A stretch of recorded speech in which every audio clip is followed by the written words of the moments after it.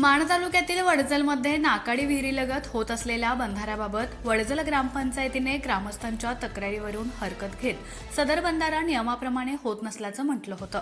वडजल ग्रामपंचायतीच्या सरपंचांच्या सही आणि शिक्क्यानिशी असलेले तक्रारीचे पत्र ग्रामपंचायतीमार्फत जलसंधारण विभागाला देण्यात आलं होतं.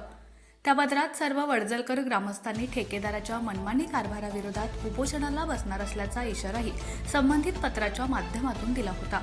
मात्र सदर बंधारा हा शासनाच्या सर्व नियमाप्रमाणेच होत असून यात शेतकऱ्यांचे कोणतेही नुकसान होत नसल्याचं ठेकेदाराने सांगितलं. त्याचबरोबर आमच्या असलेल्या जमिनीला या बंधाऱ्यामुळे फायदा होणार असल्याचंही शेतकऱ्यांनी सांगितलं.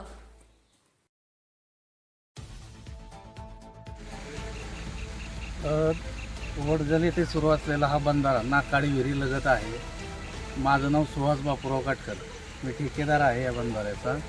आणि हा बंधारा नाकाडी विहीर लगतच असून या बंधाऱ्याचा मोठ्या प्रमाणात शेतकऱ्यांना फायदा होणार आहे.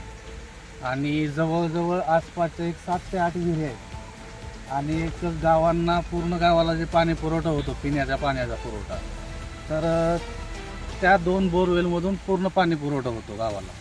तर ह्या बंधाऱ्यामुळे पूर्ण क्षेत्र हे ओलिताखाली येणार आहे. आणि जवळजवळ ह्या मायनी वसवड रस्त्याच्या पलीकडे एक साधारण 15 ते 20 एकर क्षेत्र आहे. तिथं पूर्णपणे या भागातलं पाणी तिकडे जातं, त्या विहिरींचं. त्यामुळे ह्या बंधाऱ्याचा फायदा बऱ्याच शेतकऱ्यांना होणार आहे. आणि जवळजवळ पाणी साठ्याचं जर आपण बोललो तर साधारण 2 चौरस किलोमीटर हा पाणी साठा इथं होणार आहे. आणि एक साधारण म्हटलं तर आपण 25 घनमीटर 25,000 घनमीटर हा पाणी साठा होणार आहे. आणि त्याच्या अंडर येणार आहे, म्हणजे जवळजवळ 2 किलोमीटर एरिया हा आपण पाणलोट क्षेत्राखाली येणार आहे ह्या बंधाऱ्यामुळे. तरी पण ग्रामपंचायतीने तुमच्या म्हणजे ग्रामस्थांचा उपोषणाचा इशारा वगैरे ह्या त्या गोष्टी केल्या, तक्रारी अर्ज एक दिला होता, काय सांगाल त्याच्याबद्दल? तर त्यांनी तक्रार अर्ज दिला, त्याचा उद्देश त्यांनाच माहीत असावा. पण माझ्या दृष्टीने हा बंधारा अधिकाऱ्यांनी ज्या पद्धतीने सांगितला किंवा टेंडरमध्ये जो सर्वे केला होता, ज्याचं जिओ टॅगिंग झालेलं होतं, त्याच लोकेशनवरती आपण घेतला होता. आणि ग्रामपंचायतीचं एक दुसरं म्हणणं होतं की बाबा 300 मीटर तुम्ही बंधारावरती घेतला आहे. तर आता मी एक मॅपचा एक नकाशा आणलेला आहे. एक साधारण 300 मीटर खाली दुसरा एक बंधारा ऑलरेडी आहे. त्यामुळं ह्या वड्यावरती एक साधारण 1 किलोमीटरवरती एक बंधारा आहे, आधीमध्ये एकही बंधारा नाही आहे. तर हा बंधारा इथं होणं गरजेचं होतं. आणि त्यासाठी आम्ही पाठपुरावा केला अधिकाऱ्यांकडे आणि हा बंधारा आम्ही इथं केलेलं आहे. इथले लोकल शेतकरी जे आहेत, म्हणजे त्यांचे जमीन ज्या आहेत त्या ह्या बंधाऱ्यात जाणार आहेत असं समजतं, काय नेमकं? नाही. आता इथला बाजूचा जो शेतकरी आहे, ते भरत काटकर म्हणून आहे, आता त्याने पूर्ण सहकार्य केलं. ते त्यांच्या वावरामध्ये या आणि पण काम झालं पाहिजे ही त्यांची भावना होती की इथं या तुम्ही, आमचं झालं तर नुकसान काही तात्पुरतं होईल, पण आम्हाला भविष्यामध्ये याचा मोठ्या प्रमाणात फायदा होईल, असा त्यांचा उद्देश होता. ह्या शेतकऱ्याने पेरायचं होतं याला, तर हा म्हटलं आम्ही काही पेरत नाही, तुमचं काम होऊ द्या. आणि त्याच्यानंतर तुमचं काम झाल्यानंतर आम्ही पूर्ण हे रान पेरून घेतो, तुम्हाला जे काय सहकार्य लागतं आम्ही पाणी देऊ, सगळ्या गोष्टी करू. ओके, नाव काय तुमचं? माझं नाव राजाराम शिवाजी काटकर.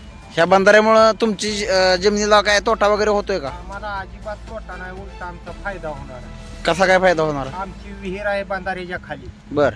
ते आम्हाला परत ना उन्हाळ्यात पाणी जरा कमी पडतं, पण आम्ही हे मागं लागून ह्यांच्या बंधारा मंजूर करून आपलं आमच्या फायद्यासाठी आम्ही आमचं क्षेत्र आहे विहिरीच्या दोन्ही साईडला, म्हणजे बंधाऱ्याच्या आम्ही थोडी झळ खाल्ली, आम्ही वावरं पडून ठेवले ती ह्यांना काम करण्यासाठी. बर. आणि पण बंधाऱ्याचं काम म्हटलं तुम्ही करून घ्या. ग्रामपंचायतीने तर या कामावर तक्रार केली आहे, काय सांगाल त्याच्याबद्दल? आता ग्रामपंचायत काय बी म्हणील, आमचा फायदा झाला तर आमची शेती आहे, आम्ही फायद्याचं बघणार. आम्हाला ग्रामपंचायतीला का करायचं? तुम्ही काय सांगाल त्याच्याबद्दल? आमचं बोर आहे, तर बोर चाललं पाहिजे 24 तास. आणि बोरला या बंधाऱ्याचा फायदा लगेच होतो. ग्रामपंचायतीनं केलेल्या तक्रारीबद्दल काय सांगाल तुम्ही? पण ती ग्रामपंचायतीनं आम्हाला कुठं विचारले तक्रार काय केली? म्हणजे ग्रामपंचायतीनं त्याच्यात मेन्शन केलं की शेतकऱ्यांचं नुकसान वगैरे होतं, काय सांगा? शेतकऱ्यानं कुठं केली बाबा अर्ज केला की बाबा आमचं नुकसान होतं म्हणून. आता त्या पत्रात तर ग्रामपंचायत म्हणजे अख्खं गाव येतं ग्रामपंचायत म्हणल्यावर. आता ग्रामस्थांनी उपोषणाचा इशारा तर दिलाय त्याच्यात. तर ज्या शेतकऱ्याची जमीन गेली ती उपोषणाला आहे ती आता सध्या म्हणजे ज्यांची जमीन जाते ह्याच्यात ते शेतकरी उपोषणाला नसणार आहेत का? नाही. मग हे नेमकं चाललंय का इथं? ती त्यांच्या पोळी बाजायला काय कमिशन पाहिजे कशातलं? या बंधाऱ्यातलं. ओके.